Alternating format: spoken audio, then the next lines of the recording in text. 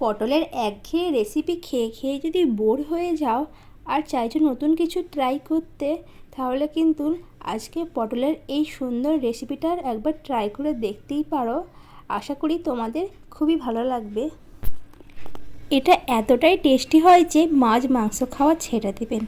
সম্পূর্ণ নিরামিষ এই রেসিপিটি একবার বানালে আপনারা কিন্তু বারবার বানাতে চাইবেন। তাহলে চলুন ঝটপট এই রেসিপিটা কিভাবে আমি বানিয়েছি আপনাদের দেখিয়ে দিই। হ্যালো বন্ধুরা, আমি সোমা আর সোমা শঙ্কর কুকিং ব্লগ চ্যানেলে তোমাদের সকলকে জানাই আরও একবার স্বাগত। তো আজকের পটলের রেসিপিটি বানানোর জন্য প্রথমে আমি কিন্তু পটলটাকে ভালো করে কেটে ধুয়ে নুন আর হলুদ এইভাবে মাখিয়ে রেখে দেব। সেম একইভাবে আমরা কিন্তু এখানে ডুমো ডুমো করে আলু কেটে নিয়েছি।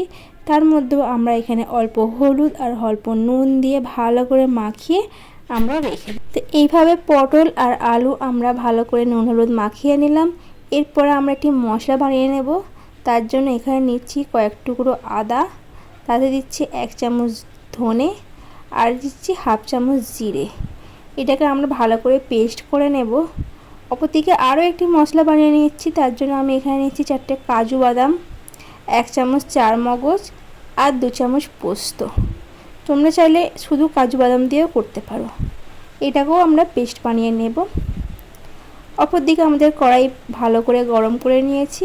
এবারে কড়াইয়ে তেল দিয়ে আমরা প্রথমেই পটলগুলো লাল লাল করে ভেজে নেব।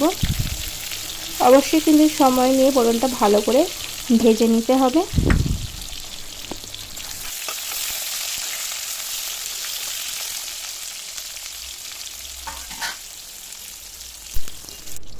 পটল আমাদের ভাজা হয়ে গেছে। এরপরে পটলগুলো আমরা তুলে নেব এবং এই তেলের মধ্যেই আমরা দিয়ে দেব কেটে রাখা আলুগুলো দিয়েও আমরা কিন্তু লাল লাল করে ভেজে নেব। এমনভাবে ভাজতে হবে যে আলুটা আমাদের 40% মতন নরম হয়ে যায়। তো বন্ধুরা, আলু আমাদের ভাজা হয়ে গেছে। এবার আলুগুলো আমরা তুলে নিলাম। এরপরে যেহেতু তেলটা অনেকটা, এতটা তেল আমাদের প্রয়োজন হবে না, সেই জন্য আমি প্রথমে তেলটা একটু কমিয়ে নেব।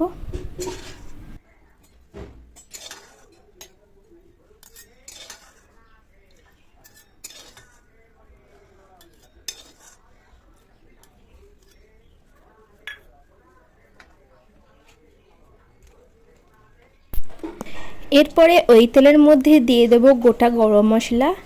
গরম মশলাটা একটু ভাজা ভাজা হয়ে গেলে আমরা এর মধ্যে দিয়ে দেব গোটা জিরে 1 চামচ। জিরে ফোড়ন দিয়ে আমরা এই তেলের মধ্যে প্রথমে দিয়ে দেব বেটে রাখা আদা জিরে ধনে বাটাটা। এরপরে সব কিছু ভালো করে এইভাবে মিশিয়ে আমরা গ্যাসের ফ্লেমটা মিডিয়াম টু লোতে রেখে ভালো করে মশলাটা কষতে থাকবো।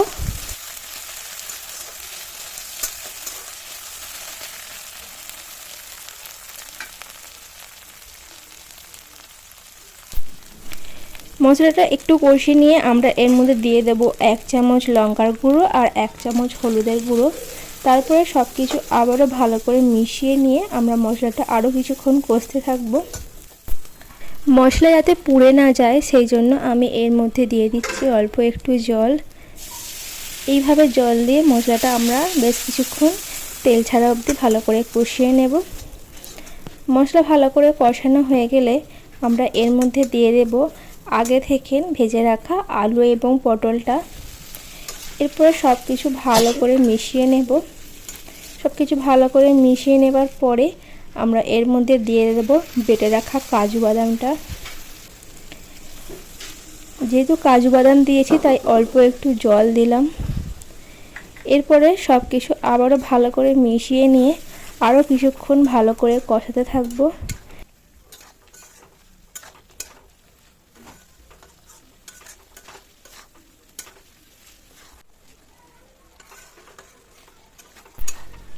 যখন আমাদের মশলা থেকে তেল ছাড়তে শুরু করে দেবে তখন আমরা এর মধ্যে দিয়ে দেব অল্প একটু নুন আর দেব অল্প একটু চিনি।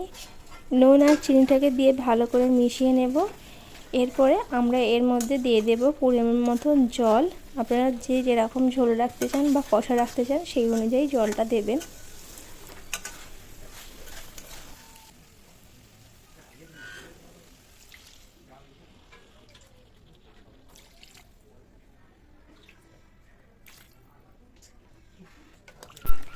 এবার সব কিছু আবারও ভালো করে মিশিয়ে নিয়ে আমরা ঢাকা দিয়ে অপেক্ষা করব যতক্ষণ না পর্যন্ত আলুটা সিদ্ধ হয়ে যায়। ওপর দিয়ে আমি 3-4টে কাঁচা লঙ্কা দিয়ে দিলাম, এতে কিন্তু টেস্টটা আরেকটু বেড়ে যাবে। কিছুক্ষণ পর ঢাকনা খুলে আমরা দেখব মোটামুটি আমাদের এখানে গ্রেভিটা মোটামুটি ঘন হয়ে গেছে আর আলুটাও সিদ্ধ হয়ে গেছে। এরপরে আমরা এর মধ্যে দিয়ে দেব বেটে রাখা গরম মশলা আর 1 চামচ ঘি। এরপরে সব কিছু আবারও ভালো করে মিশিয়ে গ্যাস বন্ধ করে আমরা ঢাকা দিয়ে 10 মিনিট রেখে দেব। তো বন্ধুরা, তৈরি হয়ে গেছে আমাদের পটলের একটি দুর্দান্ত রেসিপি। যদি ভিডিওটা ভালো লাগে অবশ্যই চ্যানেলটি সাবস্ক্রাইব করো আর ভিডিওতে অবশ্যই লাইক করো। কেমন লাগলো আজকের ভিডিওটা অবশ্যই কমেন্ট করে জানিও। সকলকে অসংখ্য ধন্যবাদ ভিডিওটি সম্পূর্ণ দেখার জন্য।